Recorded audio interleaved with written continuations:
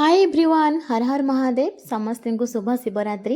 ये सान्वी और मु पूरा रेडी हो जाइए नुआ ड्रेस पिंधिकी मंदिर जावाई। एंड मो ड्रेस कलर मत ये बहुत ही बढ़िया लगुच।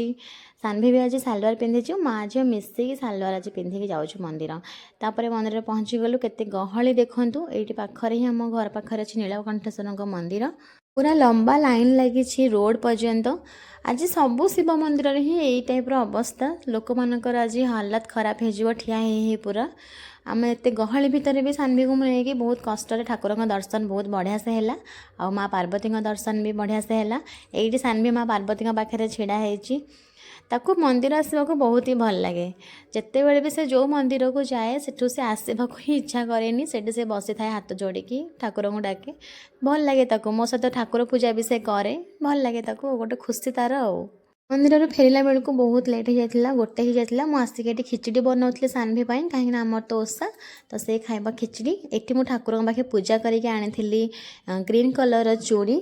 माँ पार्वती पाखे पूजा करके आनी। कहती शिवरात्रि रे ग्रीन कलर चूड़ी पिंधा जाए तार अच्छी गोटे महत्व तात्पर्य। तो मुझे सब वर्ष शिवरात्रि रे पिंधे ग्रीन कलर चूड़ी बहुत ही सुंदर लगुच हाथ को।